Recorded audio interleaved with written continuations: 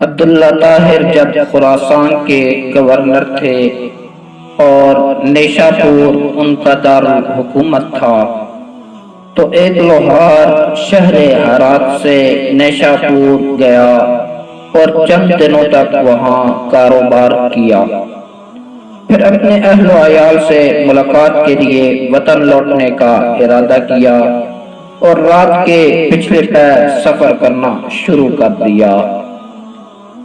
اتفاق دیکھیے کہ انہی دنوں میں عبداللہ طاہر نے سپاہیوں کو حکم دے رکھا تھا کہ وہ شہر کے راستوں کو محفوظ بنائیں تاکہ کسی مسافر کو کوئی خطرہ لاحق نہ ہو۔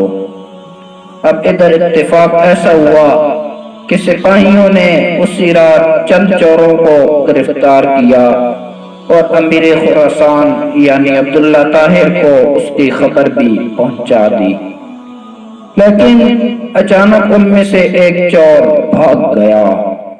اب یہ گھبرائے، اگر امیر کو معلوم ہو گیا کہ ایک چور بھاگ گیا ہے تو وہ ہمیں سزا دے گا۔ اتنے میں انہیں سفر کرتا ہوا یہ لوہار نظر آیا۔ انہوں نے اپنی جان بچانے کی خاطر اس بے گناہ شخص کو بھی فوراً گرفتار کر لیا اور باقی چوروں کے ساتھ اس کو امیر کے سامنے پیش کر دیا۔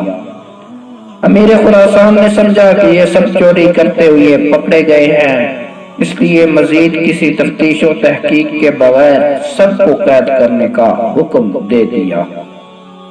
وہ نیک سیرت لوہار سمجھ گیا کہ اب میرا معاملہ صرف اللہ جل شانہ کی بارگاہ سے ہی حل ہو سکتا ہے اور میرا مقصد اسی کے کرم سے حاصل ہو سکتا ہے۔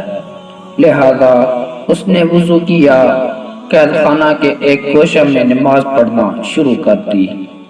ہر 2 رکعت کے بعد سر سجدہ میں رکھ کر اللہ تعالیٰ کی بارگاہ میں رقت انگیز دعائیں اور دل سوز مناجات شروع کر دیتا اور کہتا، اے میرے مالک، تو اچھی طرح جانتا ہے کہ میں بے قصور ہوں۔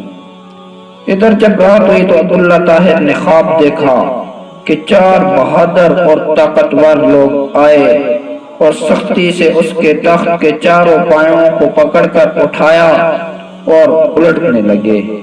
اتنے میں عبداللہ طاہر کی نیند ٹوٹ گئی۔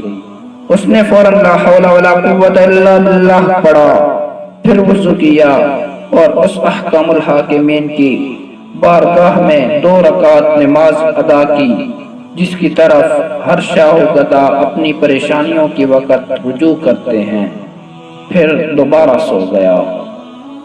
پھر وہی خواب دیکھا، اسی طرح 4 مرتبہ ہوا۔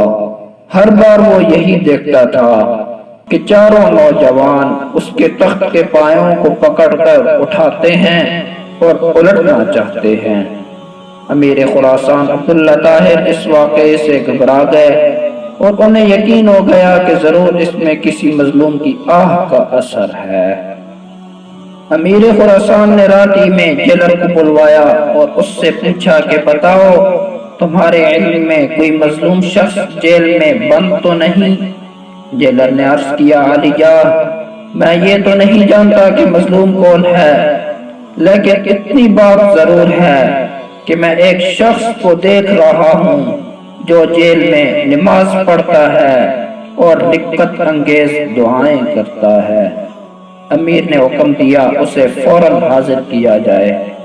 جب وہ شخص امیر کے سامنے حاضر ہوا تو امیر نے اس کے معاملہ کی تحقیق کی۔ معلوم ہوا کہ وہ بے قصور ہے۔ امیر نے اس شخص سے معذرت کی اور کہا، آپ میرے ساتھ 3 کام کیجئے۔ نمبر 1، آپ مجھے معاف کر دیجئے۔ نمبر 2، میری طرف سے 1000 درہم قبول فرمائیں۔ نمبر 3، جب بھی آپ کو کسی قسم کی پریشانی درپیش ہو تو میرے پاس تشریف لائیں تاکہ میں آپ کی مدد کر سکوں۔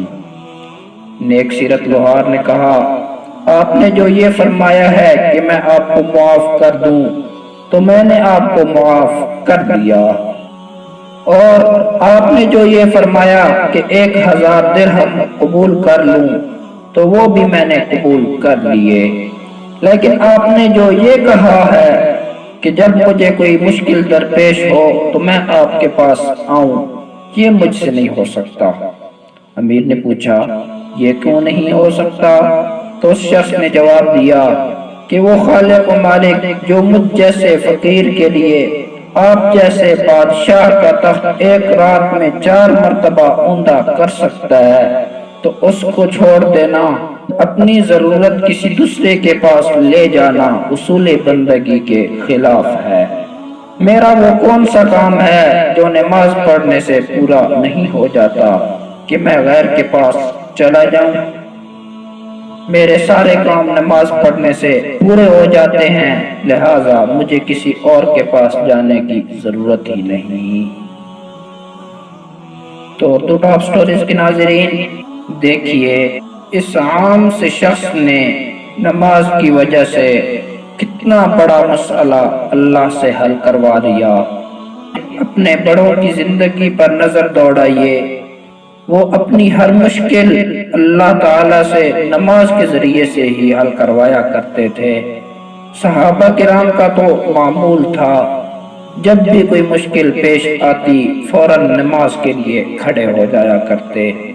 دعا ہے کہ اللہ تبارک و تعالی ہمیں بھی نماز کا پابند بنائے، آمین۔